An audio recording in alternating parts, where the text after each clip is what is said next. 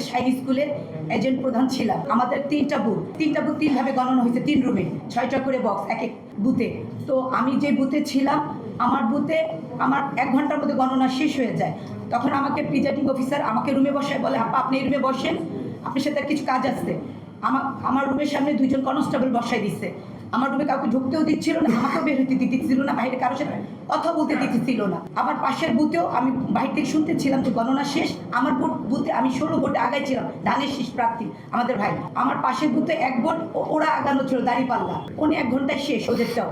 কিন্তু পাশের বুথে 2 ঘন্টা পার হয়ে যাচ্ছে, আমাকে রুম হতে বের হতে দিতেছে না তারা। তখন আমি বাইরে মাঠে যারা ছিল ওদের জিজ্ঞেস করি কেন বের হতে দিতেছে না, কনস্টেবলকে বলতেছে আমাকে বের হতে দেন। বলে আপা আপনার কাজ আছে, বের হতে পারবেন না।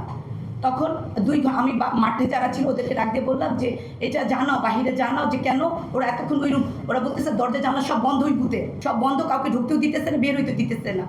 তখন আমি বাহিরে ফোন করলাম, ওই বাহিরে যারা ছিল ওদেরকে দিয়ে ফোন করাইলাম।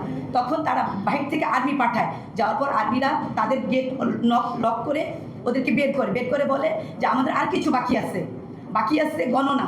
বললো যে কিছু করে সময় দিয়ে চলে গেল।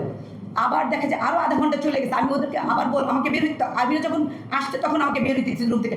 আমি বললাম যে দেখেন আমাকে রুম থেকে বের হচ্ছে দিতেছে না, এই রুমে আমাকে আটকে রাখছে কেন, কি কারণ? আমার বুথ তো গণনা শেষ, আর পাশের রুমে যে কী হইতেছে বাইরে থেকে বলতেছে সব বন্ধ। তখন আমি বের হয়েছে, ওই রুমের সবগুলি জানালা টানা, দেখি একটা জানলা খুলে আসছে। তখন দেখি ভিতরে অনেক ছেলেরা, আর ওরা সব আটকানো। তখন আমি ওদেরকে ভিতরে মুখ দিয়ে বললাম যে আপনাদের এত সময় 2 ঘন্টা আগে আমাদের গণনা শেষ, আপনাদেরও 6টা বক্স, আমাদেরও 6টা বক্স, পাশের বক্সেরও 6টা বক্স, তাহলে আপনাদেরকে এত সময় লাগতেছে। আমাকে বলে আপনি এখান থেকে সরলে ভালো হয় বলে আমার হাত থেকে জানলা টেনে তার জানলাটা আটকা দিয়ে আমি আবার যখন বাইরে ফোন করে, আমার কাছে কোনো মোবাইল নেই, আমি বাইরের লোক দিয়ে আবার ফোন দিতেছি। ফোন দেওয়ার পর আবার আর্মিরা আসছে। তখন আসার পরে আর্মিরা বের করে নিয়ে যায়। তার প্রমাণ দেখেন, এই রুমে কোনো এজেন্টের কোনো সিগনেচার নাই, আর তাদের 3 ঘন্টা লাগবে কেন? আর যেখানে আমার বুথে আমি 16 ভোট আগানো, এখানে 298 ভোট, এই কেন্দ্র 3 ঘন্টা বসে গণনা করে তারা কী করছে এই বুথটাতে?